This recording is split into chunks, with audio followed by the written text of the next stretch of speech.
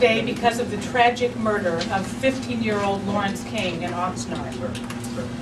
A boy who was just coming to terms with his sexuality and his identity and being honest about it. We are also here because of his killer, Brandon McInerney, a 14-year-old boy who shot Lawrence dead because he was gay.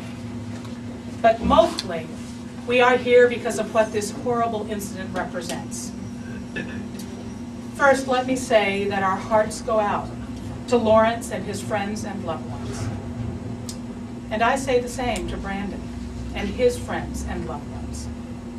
This event is a terrible tragedy, but it is even more so because Lawrence and Brandon were children. Their lives had barely begun. One was violently cut short, and the other's hope for a normal, decent life is over.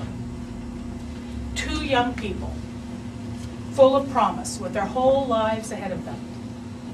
All hope gone just like that, with the pull of a trigger. Lawrence suffered the ultimate act of violence. He is dead, and Brandon is alive. In that very basic way, their situations cannot be compared. But there is a bigger picture here.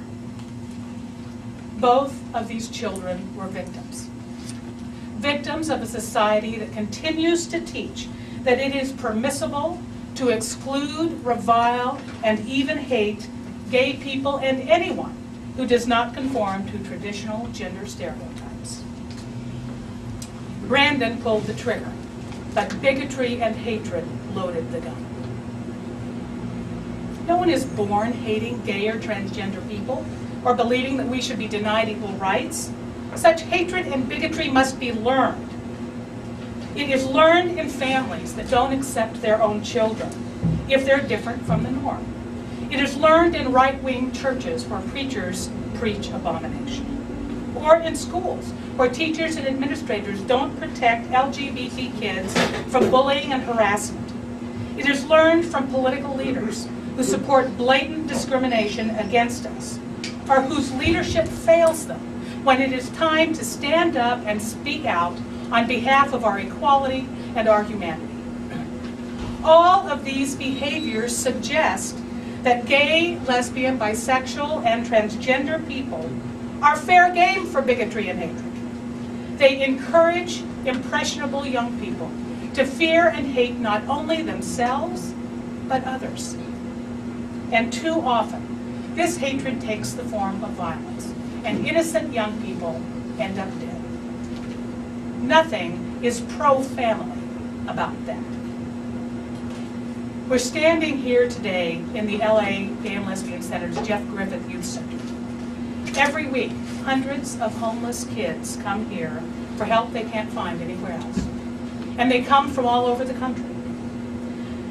Gay, lesbian, bisexual, and transgender kids who have been failed by the adults in their lives. Failed by parents who kick them out because of who they love or their gender identity. Failed by teachers and school administrators who did not protect them from bullying and harassment. Failed by right-wing preachers who reviled them. Failed by political leaders who did not stand up for them, or worse, supported discrimination against them. And where are all of the so-called family values leaders today? Where are the religious political extremists who claim to care about kids, but who are actually trying to repeal a law in California that would protect the Lawrence Kings of the future? Where are the political leaders who preach anti-gay discrimination? They're nowhere.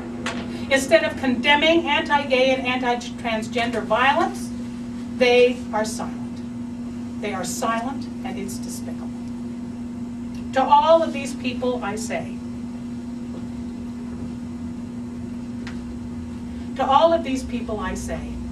Lawrence King's blood and Brandon's ruined life are on your heads. Your bigotry loaded the gun. Your example made Brandon think that it was okay to pull the trigger. And you have a responsibility to do something to make sure that this never happens again. All of us do. Today, we call upon extremist clergy who preach anti-gay hatred and abomination to stop.